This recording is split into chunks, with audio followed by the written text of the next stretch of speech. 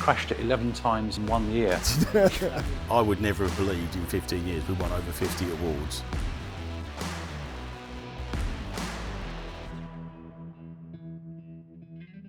Hey, I'm Tim. This is Howden Originals, where we're touring around the UK, chatting to motor traders and classic car collectors. This morning, I'm joined by Ian Tyrrell. Good morning, sir. Thank you for having us. Good morning. Pleasure. Thanks for coming. Well, thank you. I don't know where to start with you. You're a YouTube phenomenon. You are... Easy for you to say. Well, apparently. But I think people want to know a bit more about you and your, how it all started for you. So where do you want to start? Well, I was born at a young age, obviously. Yeah. The first word I ever said was car. Really? Yes, literally, according to my mother, and she should know. Yeah. That was it. It went downhill from there. I used to sit in the back of the car on my little travel seat or whatever it was, and we'd play a game because both my mum and dad were into cars anyway. So I could recognise almost every make and model by the time I was 4 or 5 or something ridiculous. Wow. And it just went downhill from there, really. So how did you get into actually running a business though? How did that start? Did you have some training? Well, my dad had a packaging business when I did A-levels, decided further education after that wasn't for me, so I wanted to be sort of hands-on. Wanted to study car design actually, so I studied graphic art and technical drawing. Okay. So I got the phone call when I was 19 from the manager of a Rolls-Royce and Bentley service facility, saying, would you like to come and work here as a trainee mechanic? Which of course was amazing, and I did. So I worked there for 2 years and learned as much as I could on different makes and models, not just Rolls-Royce and Bentley, but did lots of work. Met some interesting customers and set up on my own at the age of 21 doing a similar thing, but in my hometown, which was Wallasey on the Wirral. Wow, so that's at a very early age to be doing that. I mean, did you have any business acumen as well, or was it just the love of the cars? Fair enough. So but it's obviously growing massively now, isn't it? So the current workshop that you've got, how long has this been trading for? And talk to me a bit about the service that you offer. I've sort of branched out into sales. I started a business called Cheshire Classic Cars, specifically to buy and sell and fix. And my speciality is not selling cars, really. So it went okay, but by the sort of 2018, it was all just getting the wrong shape, really.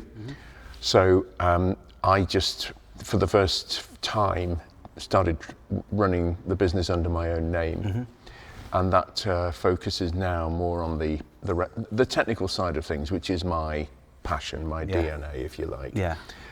Engine tuning. I mean, we do full restorations. We're very fortunate to have Craig here, who does the leather work, which I would say is as good as anybody's anywhere. Actually, we have Ryan, our Cheshire Prestige Paintworks, our paintwork partner. How many P's can you fit into one sentence? There's quite a few in there. Yes, and he does our paintwork, strangely enough, and the chroming, but everything else we do on site, really. And is there there's a lot of Lamborghinis in here. I mean, we talked about collective pronouns for Lamborghinis. I'm not sure we agreed in the end on that, but is it just Lamborghinis? Is that your passion, or is there other marques that you work on? Well, I mean, I've always been enthralled by Lamborghinis. I had a sort of epiphany moment in my mum and dad's bathroom, which sounds a bit odd, but anyway, we'll press on. No, but I think we should stick that. We can keep with that. And it was summer, and the window was open. We live next to a major road junction, and I heard this most spine-tingling engine passing the window. And I stuck my head out, and it was a Lamborghini Espada. And my fate was sealed. That was it. I thought, this is what I want to do, because I want to, being a musician as well, I love the orchestra of a complicated engine. So that was it, really. No, fair enough. But there's a Capri behind us. There's any other types of cars. What other than Lamborghini, are there any other cars that really make you fizz? Yeah, I mean, I am, as you say, I am involved with Lamborghini. I mean, we do have a lot of Lamborghini. We do a lot of work. We have them sent from all over the world. I'm technical officer of the Lamborghini Club UK for my sins. Because of my extreme nerdiness. I also have, we do a lot of other cars as well. We've had the honour of rebuilding the engine on the Prince of Wales Aston Martin V8 Vantage Volante. Wow. They Okay. made 22 replicas, it was either 19 or 22, I can't just remember now, replicas of the Prince of Wales V8, Aston Martin did. This was the original car that was made for Prince Charles. We rebuilt the engine on that. We've had, obviously we have some very interesting customers Yeah. who I can't possibly talk about. No, it's fair enough. I wouldn't expect you to, unless you felt comfortable talking about it. But we have the North Apron on the airfield here, 100 yards away, so we literally can see planes out of our office window. So we have customers flying in and out fairly regularly on helicopters or jets or whatever, which is great, makes life really, really interesting. Yeah, it means that you're more accessible as well, doesn't it? I mean, that's got to work. What have you had a kind of pinch yourself moment? You know, obviously you're very nerdy, as we've already established, and I mean that in the nicest possible way. But have you had some, you know, what's a real pinch yourself moment? You think, actually, wow, I'm actually doing this. I think again, it was another phone call, just another random phone call in 2015. And Olivier Nemesh, the Lamborghini broker and historian, called me and said, do you know anybody who'd be interested in the Italian Job Miura?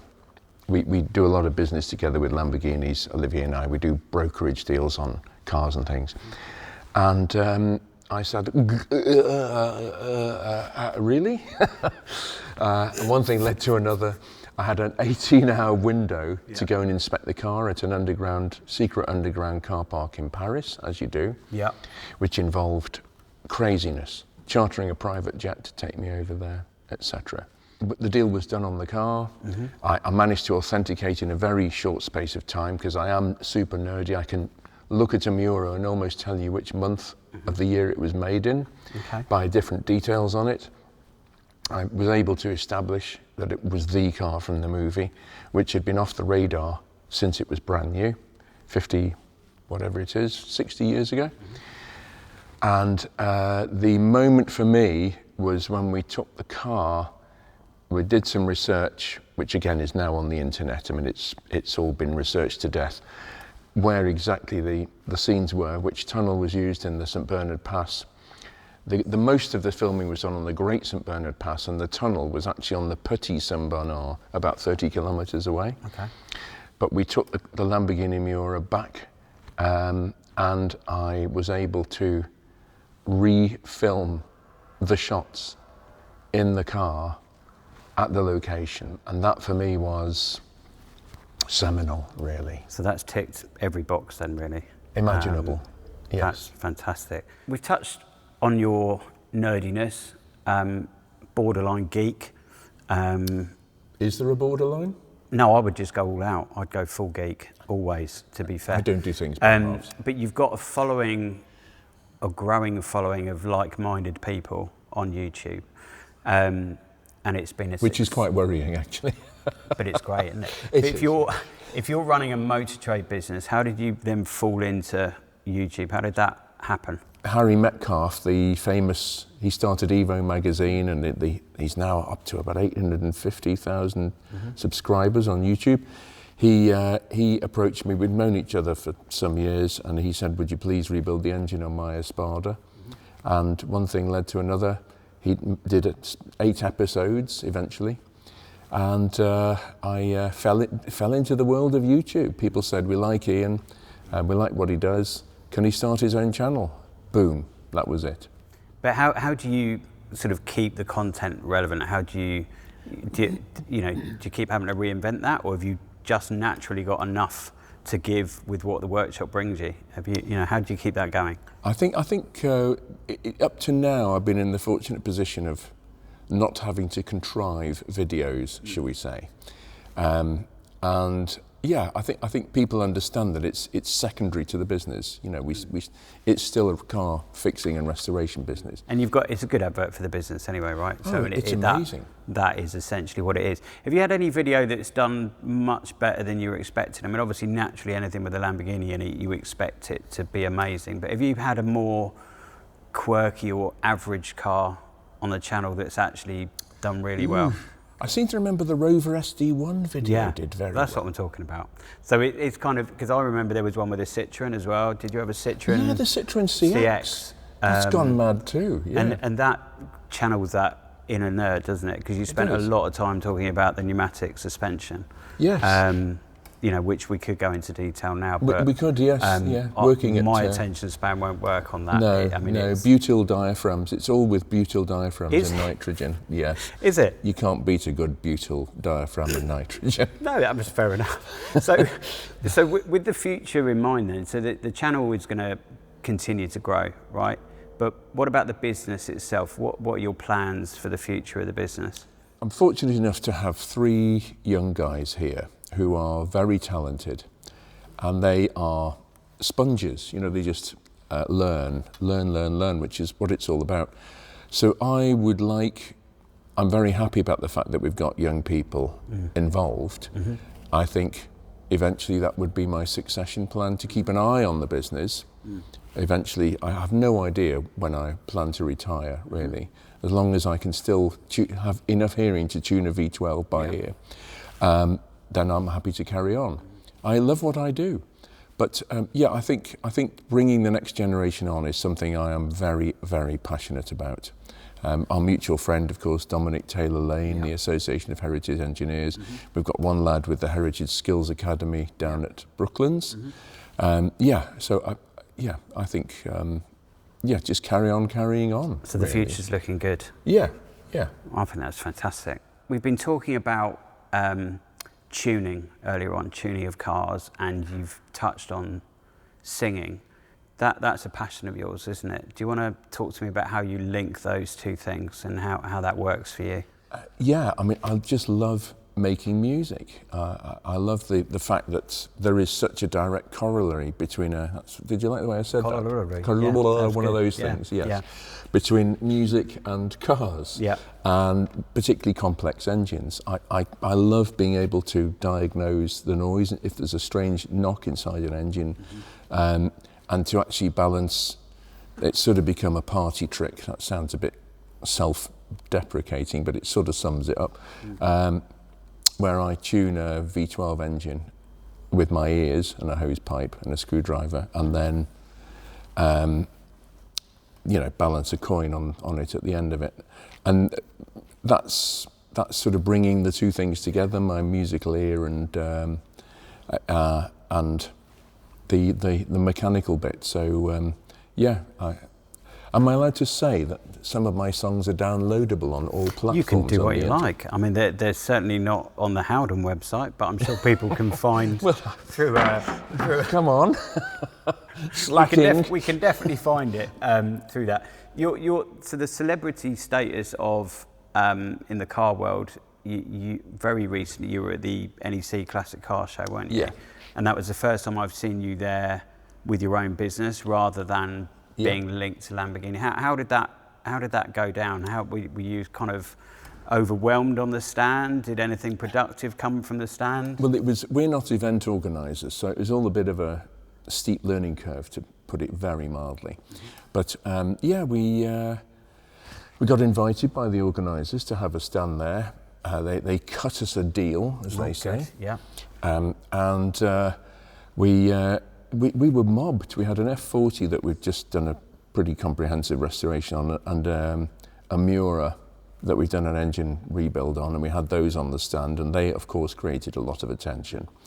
I think it was a great success. The stand was very popular. Yeah, I mean, it was a busy show. I'd not been for a few years. Howden had a big stand there, where we offer insurance for individual owners, motor trade, car clubs, and it was certainly a lot busier than I'd seen it recently. Yes. And it's good to see the industry carrying on. I think that draws such a massive crowd.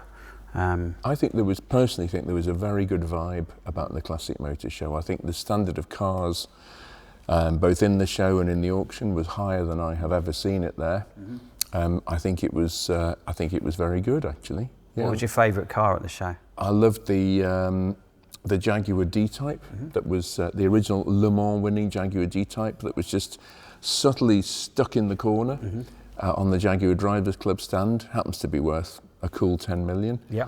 But I love the way it was just nonchalantly put there, no barriers around it or anything. Mm-hmm. It's great to see that that can still happen in this day and age, actually, hopefully. Yeah, I think, and you know, whether the car's worth 10 grand or 10 million, the passion is there, isn't it? Precisely. Ian, you're a charismatic guy, and I think you've probably got some funny stories that you might want to share with me. Have you got anything in particular you want to tickle us with? Well, I've got a lot, but some of them aren't broadcastable for various reasons. Okay. But I can think of one. In the 1990s, I did a full restoration on a Mercedes 600 Pullman, the huge long wheelbase thing. Mm-hmm. They are frighteningly complicated. And all of a sudden, I got a phone call that the customer, who was a Swiss banker, was coming to London for his birthday. He was going to Claridge's. And his chauffeur rang me and said, we need the 600, we need the 600. And I was like, no you don't. Except his was bigger than my So he won. Yeah. And this sort of cobbled together Mercedes 600 got driven down by yours truly to their apartment in a very sprawnsy part of London. Yep. And then I followed the 600 in a little 500 SEL to Claridge's. And the chauffeur got out, slammed the driver's door on the 600 outside Claridge's, opened the back door. They disappeared into Claridge's. The car had locked itself, hadn't it? Fantastic. There was a line of limousines waiting to drop people off behind it, and there it was sat with the engine running, ticking over, and we couldn't get into it. So I thought, obviously I had to be quick on my feet. I thought, I'll get a wire coat hanger and break into it through the driver's door. Outside Claridge's? Outside Claridge's. Yeah, brilliant. And I went into Claridge's and I said, have you got any wire coat hangers? And they said, okay. And he presented me with a beautiful wooden coat hanger with Claridge's written on it. Yeah. I thought, well, I ain't going to cut it. So I proceeded to walk around every restaurant in the West End of London saying, excuse me, have you got a wire coat hanger? And I eventually found one, and I think 15, 20 minutes later, the car was mobile again and we could actually move it away from Claridge's. But that was one of my more cringeworthy, embarrassing moments, I would say, really. That story was fantastic, and it's been amazing spending time with you this morning on Howden Originals. Thank you for your time, It's always great to see you, and thank you for doing such a good job of looking after me with my insurance. Not a problem at all. Thank you.